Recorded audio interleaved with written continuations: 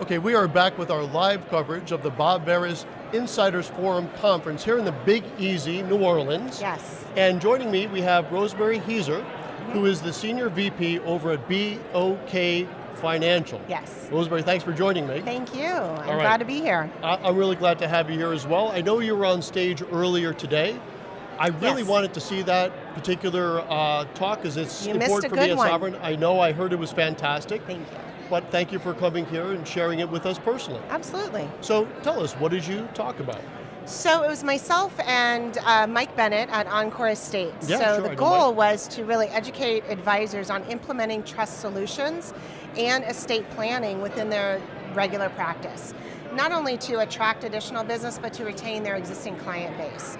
So it was kind of a combination of education, practical advice, and specific action items that they could move forward and implement immediately in their next client meetings. That's awesome. So one of the reasons why, really, I wanted to go to that session, I just had a conflict. We are looking to bring some estate planning and trust services into Okay. my firm, Sovereign Financial. And we're actually looking at BOK as one of those providers. Good. So let's talk about the trust service side. I think a lot of folks are familiar with Encore Estate, Trust and Will, Vanilla, Wealth.com, and those are all really great firms worth looking at Yes. for document creation, document analysis. But that is different than trust administration, Correct. okay? I know this just because I've been looking into this recently. I would say 2 years ago, I never even heard of it.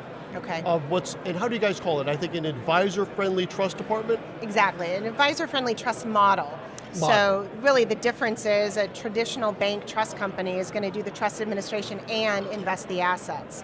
An advisor-friendly model unbundles that. So they do the trust, or we do the trust administration, and then allow an advisor to manage the trust assets on their own platform.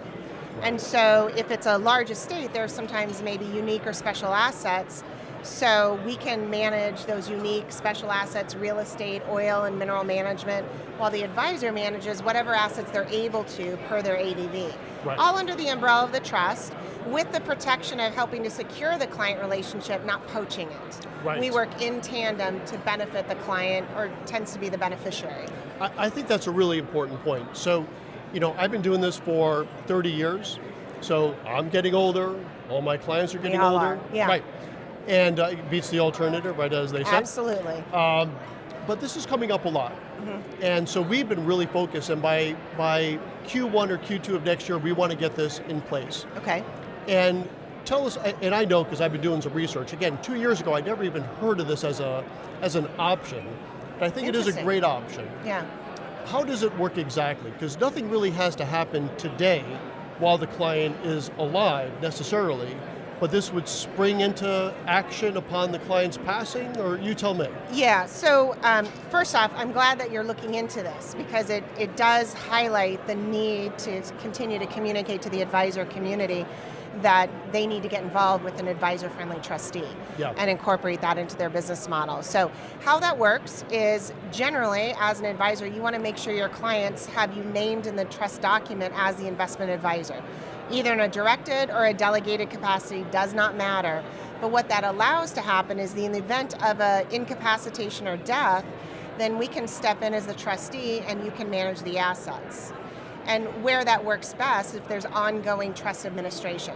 So someone passes, we're creating that family or the administrative trust, and then there's sub-trust created for the kids or the grandkids that need ongoing trust administration. That's where corporate trustees serve the best and work best with advisors. Yeah, and this has come up a lot. So we have some clients where, they don't really have anyone that they really personally trust on the financial side of things. They might trust them for a lot of things, but maybe not finances. Right. So the corporate trustee could play that role of what might be your brother-in-law. Instead of having your brother-in-law do it, Absolutely. you have that continuity, I guess, and the predictability of having a steady organization like a BOK and a corporate trustee. Is that about right? Absolutely. And a great analogy of this is when advisors are sitting down with prospects, they talk about their services. This is what you do. You're a professional, you're licensed. Yeah. You have oversight by FINRA and SEC and maybe your own firm if it's a broker-dealer. And that is expertise that you're bringing to the table every day, all day. Well, you have Uncle Bob serving as trustee who might be good with money, But there is a lot of complexity and details that need to occur with a trustee role. And in addition, that individual generally may need to go to an estate planning attorney to ask the right questions and make sure they're doing the right thing. They need to do the trust accounting and go to a CPA to make sure the accounting is correct. All of those are additional costs. And then also with an individual, they are personally liable for the success of the trust.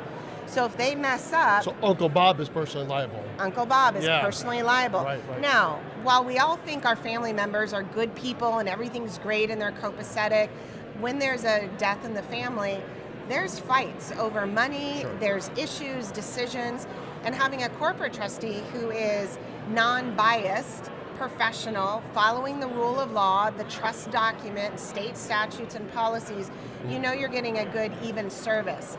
It allows the advisors to stay professional in their role to deal with the financial matters and let us help on the trustee matters. Makes perfect sense. So one thing that we're really well known for on goRIA is specificity. So we don't need you to go into all the details, but give us some idea of what the costs are involved with something like this.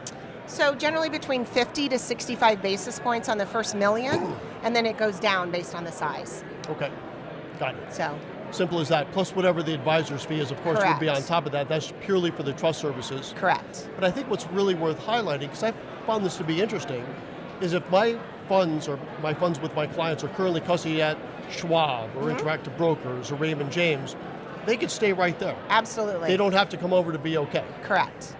So they can manage on their own investment platform and their own custodian. So it's really the best of both worlds. And it just brings another professional into the relationship that the advisor controls with their client. Got it. That's really what it comes down to. All right. So I know we have just a couple minutes left. Yeah. So in that short period of time, what would you tell our audience they really should be thinking about when it comes to trust services? I think there's a few things. One is making sure that you're asking good questions with every client meeting. Ask them if they are a beneficiary of a trust and are they happy with their current trustee for fees, performance, service. If they're not, let us help you move that to us, and then the investment management goes to the advisor. Or secondly, if they're drafting their will or estate documents, make sure you utilize the sample language that names them in the document, and then provide us an executed copy. I think that's really the key part.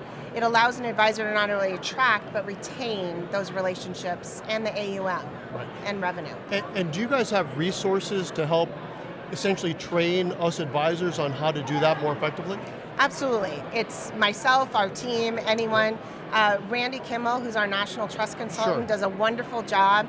I would say 80% of our conversations is just educational in nature. So an advisor says, I may have this coming up, or I'm thinking about it, tell me more about how you work, what I can do, how I need to look through this. Our goal is to help advisors become conversationally competent in the area of trust. We don't expect you to be an expert. That's our job, but we can help kind of bridge that gap. All right, well, I think that's a good place to put a pin in it for today. Rosemary, thanks so much for joining us. Thank you, it was a pleasure. Okay, thanks. So that wraps up this segment. We have one more to go. Hopefully these mics are doing a good job, because now it's getting to be a little ruckusy out there. It was very quiet earlier today. The drinks are flowing. The drinks are flowing, and as I promised, once those sessions were done, everyone's coming up here, and here they are. I'll be back in another 35, 40 minutes with our next and final segment for today, and I'll be back all day tomorrow for another full day of coverage. Thanks for joining us, and Rosemary, thanks again. Thank you, appreciate it.